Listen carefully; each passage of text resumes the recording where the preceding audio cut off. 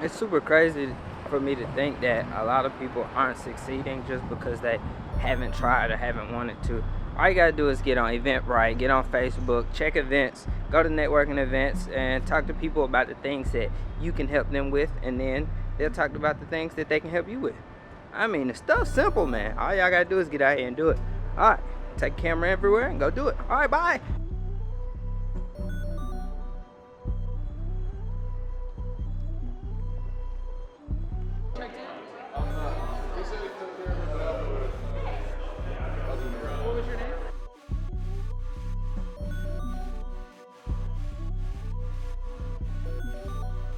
All right, I just pulled up at Taking the City here in Birmingham, and I'm not quite sure what specifically we're going to be going over, but I'm going to learn something today. Hopefully, I can translate that information to you, and then we can figure out how we take this information and move to the next level.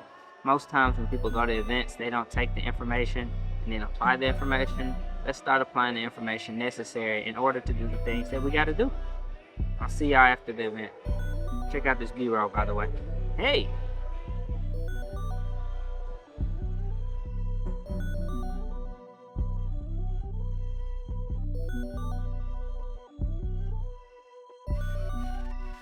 Now we are going to officially open the house. That means I need everybody to finish their conversations and start moving in this direction.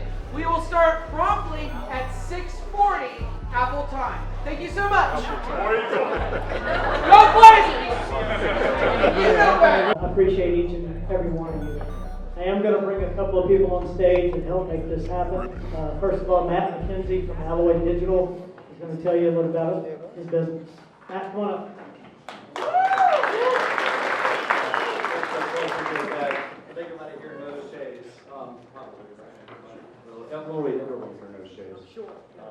You know Chase, you know he's a phenomenal person. Thank you, Chase, for putting this on for all of us. Really appreciate you organizing it. Again, my name is Matt McKenzie. If you don't know me, I run Alloy Digital, and we're a digital product development and software development company. Obviously based here in Birmingham. We do have people over across the states now, and myself in Atlanta. I'm not saying it is But I just want to software. say, I'm saying like it requires a certain high level of technical expertise that you don't have. You just have the idea, and you don't have a co-founder that's highly technical. Then how in the world are you won't even know how to hire a freaking engineer. So how am I going to process it? Then the other thing is, along those same lines, is what's like your advantage? Do you have a large following? Do you have a community? Do you have a unique distribution access? Do you have a unique insight? If it's something that's very technical in a not like a technology way, maybe like from a regulatory standpoint, that you're an insider, like there has to be something that gives you an advantage, right? So if none of those things are there, then it starts becoming very, very hard to make the deal work. So. Yeah, I think to add to what Shagan said, founder market fit, right? Especially if it's a vertically focused product or opportunity where a founder intimately knows a value chain or has DNA level knowledge of an industry is super important. If it's more horizontally focused, maybe they have sort of unique product knowledge, right? Know various workflows or something of that nature. I think that founding team composition is very big to ensure execution, both on the business and technical side of the organization. And then just the general scrappiness that Shagan mentioned, right? Like a great, a great team with the right founding team composition doesn't need funding initially, right? If you have, sort of great product execution and the ability to, develop and build product, you can build lean, and you can go pretty far, right? You can actually monetize the product, and that's a very powerful indication. So it's what I typically like to look for. When we're thinking about founders specifically, so stripping out the market and the product and things like that, but just the founders themselves, I always go back to the same thing, the old saying, ideas are cheap and execution is expensive. So what is it about this founder that's going to make them successful in executing their strategy, their product, their plan against a market, presumably where others have failed or others have yet to succeed. And so really getting an understanding of what makes that specific to that human being and that founder or that set of founders in the case of multiple founders, that's probably what we spend a ton of time on. Yeah, and I think for you, Matt, I think we all know that venture capital investment is growing here in the Southeast. That's part of why our ecosystem is growing as well. We've seen a tremendous rise in startups, which is also really exciting. But Birmingham, as a city, actually ranks towards the bottom for investments in Black and women-owned firms in particular. I don't think we're an outlier in the tech ecosystem, but that's a reality for our city as well that we have to kind of face and confront. But at Red Hawk, y'all focus pretty intentionally on traditionally under-resourced founders. So to that note as well, would you talk a little more about why that's your strategy and important to y'all as a firm? Yeah, I mean, statistically speaking, across the board, it's low single digits when you're talking about specifically African American founders and founders of color that are non-Asian founders of color. For women, it's not much better. If they are the founding, member, not a co-founder. We don't actually have any mandate in our thesis for that representation. However, all of the companies that we invest in for the Alabama Futures Fund have to be headquartered here or willing to relocate their headquarters here. And so that requires us to be very intentional and very outbound focused. So we're constantly trying to find founders that are under-resourced, underappreciated, maybe under-networked. They're just not getting the attention that they deserve. And they're good founders with great ideas. And unfortunately, if you were to create a Venn diagram that had in one circle under-resourced, underappreciated founders, assume it's a successful exit. The statistics around a founder being successful in a large exit twice is very, very low.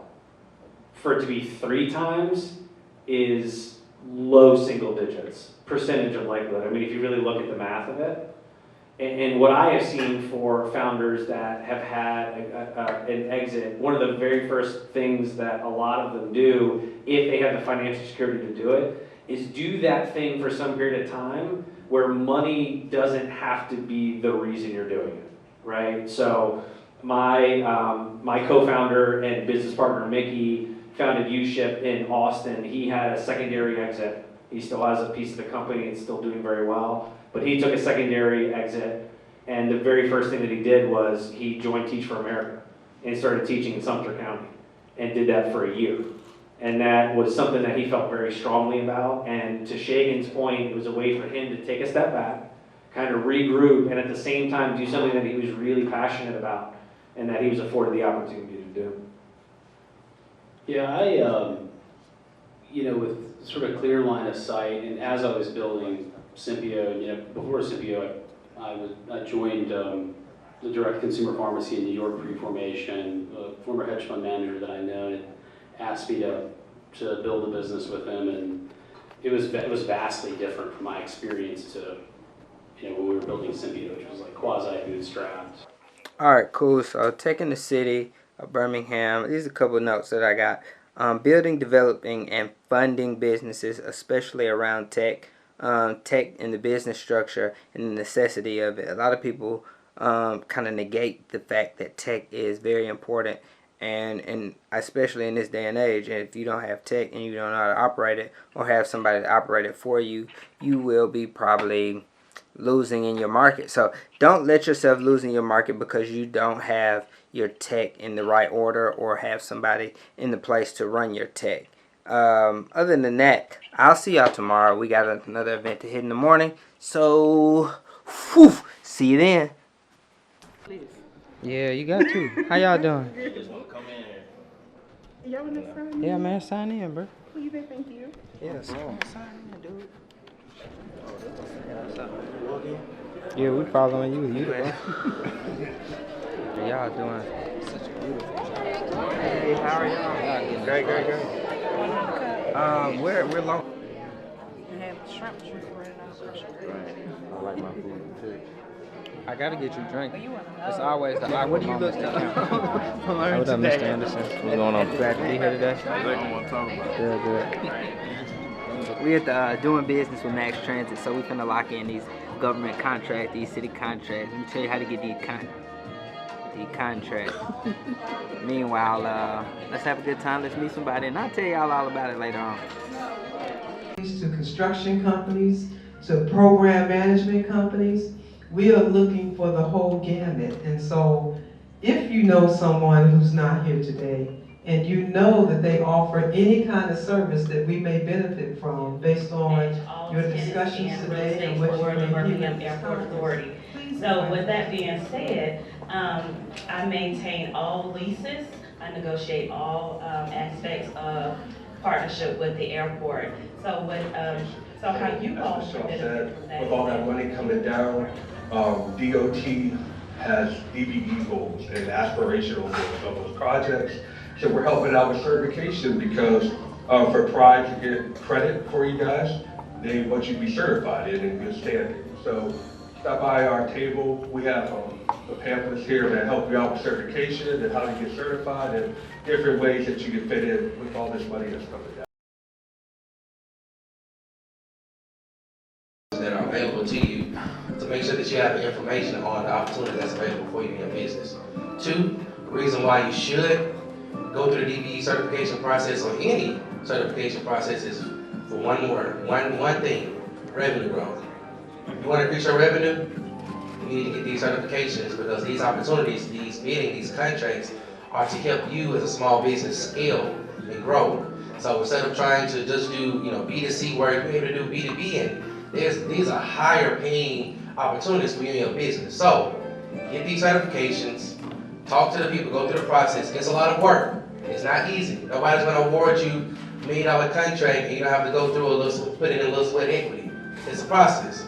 But there are several people, there are several agencies that are here to help. I'm Gina. I work with Wendell as our architecture and engineering company, and we also do energy services and construction services. So part of what we were just talking about being part of that DBE list and getting your name out there and recognition is when we're putting together teams to work with clients like BJCTA, we're looking at those lists, trying to make sure that we understand who our local partners can be and what their skill sets are, because we want to build valuable teams. A lot of times we have projects and it's a competitive type application to go after the project, and our client is trying to select the most qualified team. Right, and so partnering with companies that bring value to our team is really important to us. But even more so, if they also have that DBE certification, it makes it's like one more notch above, right? Our clients have minimum requirements to meet, but they also see value when we beat those minimums as well. And that's what we're striving to do. And we like partnering with our local partners, even small firms. State application with whatever state you want to. And pretty soon, I know DOT has a rules change that's going to be voted on pretty soon. That once you be certified in one state, you'll be certified federally across the United States. Thank God. But once that has not been put into law yet. But once it is, that'd be great. But for right now, you have to get certified in your home state and then apply No, I don't drive the for buses. interstate application, which is a We much shorter application. buy the parts and all that stuff to make that bus run. So with that being said, don't think that that we only buying parts or tires or whatever, but we have a whole bunch of different stuff that has to play its part. Say if I do a bid for professional services, say if we need a janitorial service to clean up this building. That's why I kept saying just because you see a bus, we do other stuff besides the bus. There's a lot of stuff that has to be done to maintain A lot that of bus. operations around the business. Well, around that bus, yes, even the fuel. We bid out the service for the fuel, the oil, the animal. All right, I'm sorry. One more thing before they leave us. Our job and goal to make sure that our customers have the best experience possible when they come in contact with Mass Transit. So You're trying to go in and what brought you out and how we can be of assistance. Hey guys, I am Jessica, the Mac Master. All things clutter. I offer, alongside my team, solutions for your clutter needs. So whether it be residential, and more importantly, the reason we're here today, the workspaces behind the scenes, as it relates to organizing paperwork, processes, people, and everything in between. It's the same as the need of, okay, hey, where am I gonna put my shirt and pants at home? Where were you gonna put your paper pencils that we mentioned? As well as those other processes, are they working for you? And if not, do you need to hire my team so that we can come in with a cute face and a smile in an organized manner and to help you guys really do what it is that you were set out to do. So again, Jessica the Mac Master, I'm excited to be here. Some familiar faces I know, even one from our hometown, from Gadsden, and so glad to be here, glad just to learn of the opportunities. I look forward to growth, not just for me, but for my business, everyone else's business, and how we can partner. I'm definitely going to sign up, and I look forward to seeing you guys at the next event because I'll be there. Thank you, Jessica the Mac Master. Thank you, Ms. May. All right, I'm Kevin Hackworth. I'm Hackworth's Cleaning Service. We do residential wash cleaning. And we take care of the mess. You know, I ain't on Facebook.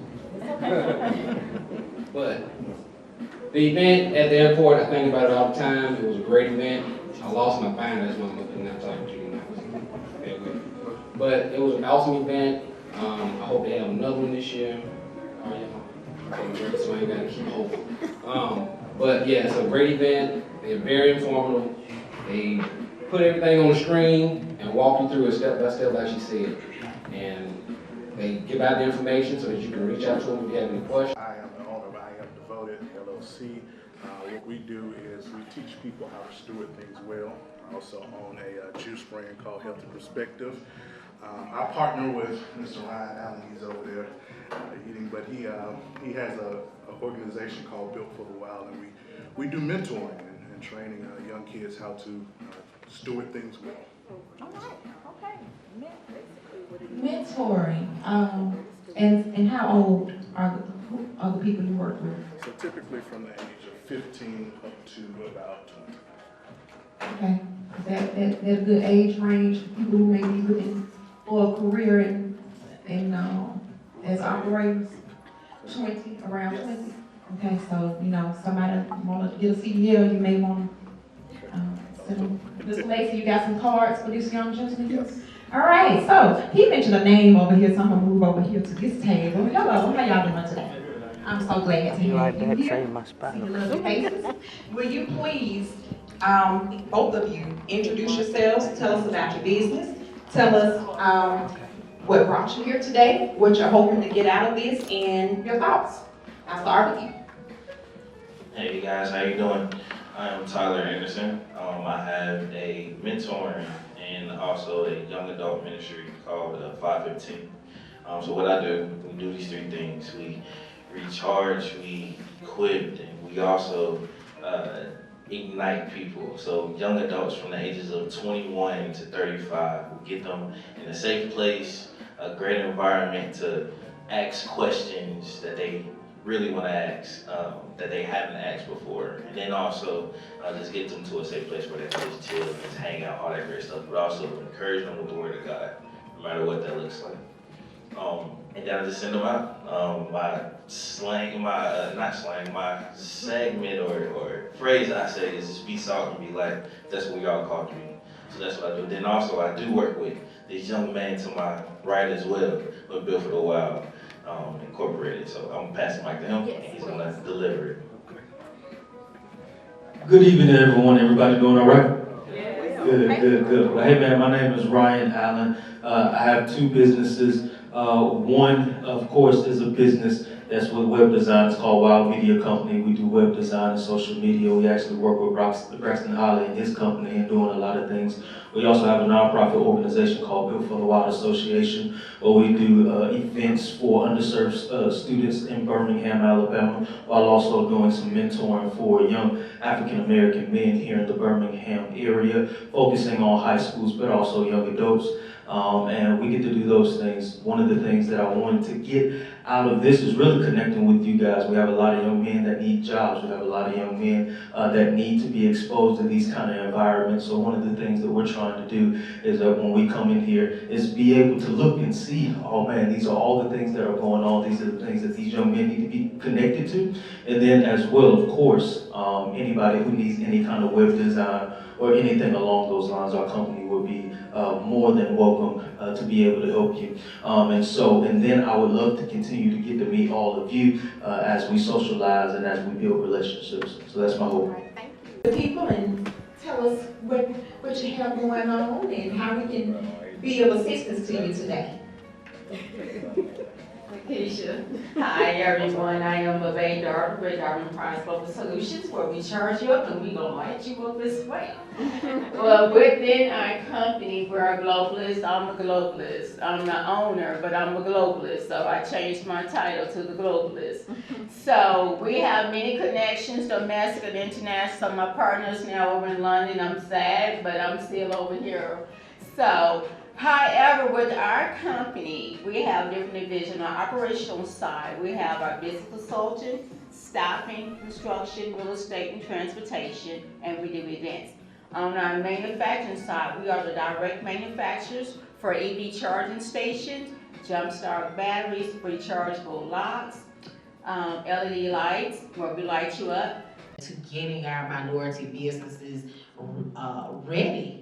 You know, sometimes we don't have the capital that we need to be competitive. Sometimes we don't have the staffing you get the contract, but you can't keep the contract. So education. Everybody here today. I am currently serve as vice chair for the BJCTA, and I represent the seat of the Vestavia Hills municipality. I've also been a DBE business here in Birmingham before. For 17 years, I had a company that was called Transportation General, and we provided services for the Class Tran contract, which was... Take a look at our website, look at the positions that we are hiring for. She's passing out her card. You can always be in contact with her.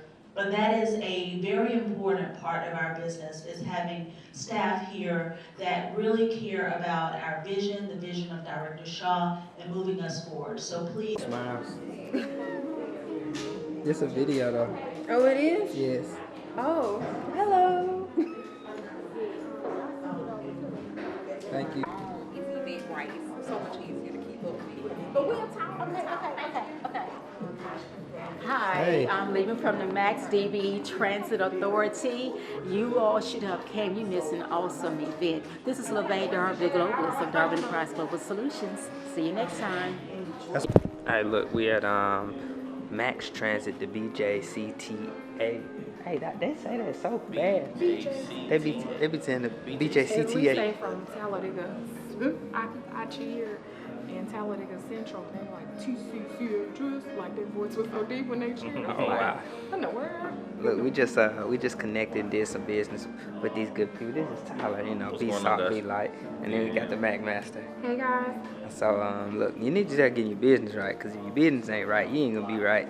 And That work. yeah, get your business right. To such. Now we on. So got an opportunity. She works with Max, and she is looking for young African American men that she can bridge to the workforce. Mm-hmm. And so Drop and drop, but I think they got a lot of opportunity in different windows and different mechanics, anything, you know. So I'm gonna get about 10 guys up. We're gonna go. Send them to work. Yeah. Yeah, and while we sell the juice on the job. Yes, sir.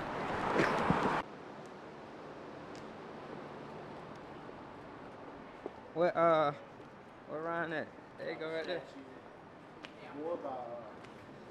I don't know, man. Let me do that. You can build your own. So this is your business, you know, build your own. Here you go, sir. Change number 5, okay? What's that, man? No, LAB8.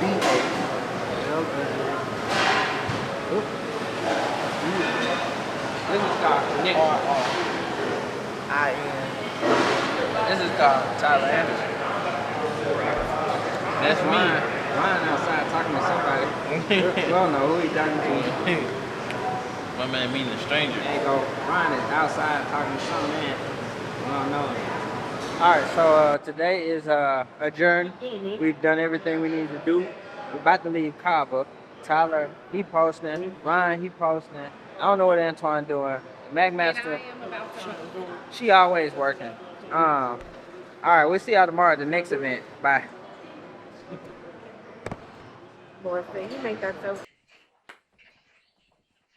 So let's talk about networking events. Networking events are really great for you to get out of your shell and be able to talk to people and kind of let them know what you do and how you work and how you operate. Or you can also use a networking event as getting to meet people in different industries in order to build new communicative, lines of networking, lines of information between industries and understanding what's going on in that industry and how what you do can benefit them and how what they do is going to benefit you. So make sure y'all go to these networking events when you can. Make sure they're aligned with the things that you're doing. Don't just decide you want to go to a networking event just because. Other than that, see you at the next one.